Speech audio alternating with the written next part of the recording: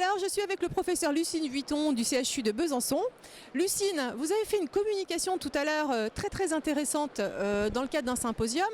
Alors, il s'agissait en fait d'un traitement pour les lésions anopérinéales de la maladie de Crohn. Alors déjà, contexte, ces lésions anopérinéales de la maladie de Crohn, il y a finalement un seul traitement qui a été révélé efficace pour ces lésions anopérinéales. Quel est-il ? Alors déjà la maladie de Crohn, les lésions anopérinéales, c'est la maladie de Crohn qui touche l'anus et la région autour. Maladie de Crohn du périnée, c'est quand même 20% des patients au cours de leur vie de maladie de Crohn, donc c'est pas négligeable. C'est particulièrement compliqué à traiter, l'enjeu est important parce que ça peut amener beaucoup de handicap, d'altération de la qualité de vie, ça paraît évident mais c'est important de le répéter. Quand il y a une localisation anopérinéale, il faut traiter rapidement et bien. Parce que c'est crucial. Effectivement, c'est crucial.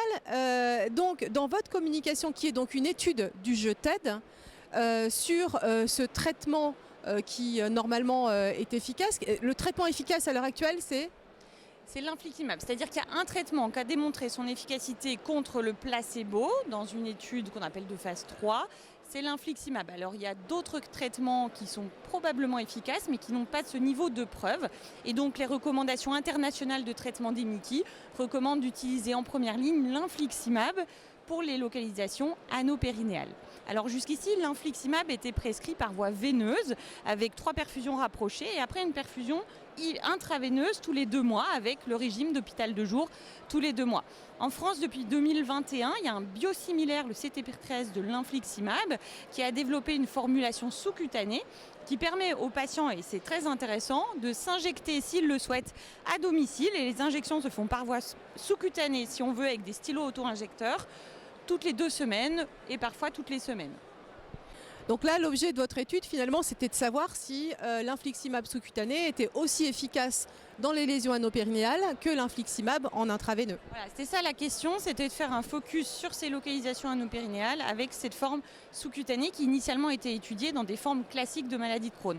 Donc avec le groupe de recherche GTED, on a pris plusieurs centres français et inclus les patients qui en France avaient reçu pour une maladie du périnée l'infliximab sous-cutané.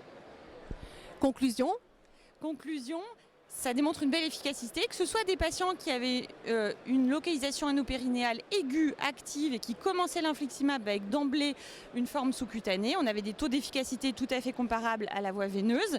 Et chez les patients qui avaient eu une maladie du périnée et qui étaient depuis longtemps sous infliximab par voie veineuse, en passant en sous-cutané, on n'avait pas, et c'était important de le démontrer, de récidive de la maladie du périnée. Donc, cette étude va probablement être publiée prochainement. On peut conclure que c'est une option, la voie sous-cutanée, y compris chez des patients comme une atteinte du périnée. Et donc évidemment plus confortable pour les patients de ne pas se rendre à l'hôpital de jour pour le traitement. Pour la majorité, plus confortable. Alors ça doit rester un choix, mais c'est vrai que la grande majorité des patients aiment cette formulation qui permet de venir moins souvent à l'hôpital et surtout de choisir son moment d'injection à la maison. Voilà, c'est pratique. Merci beaucoup.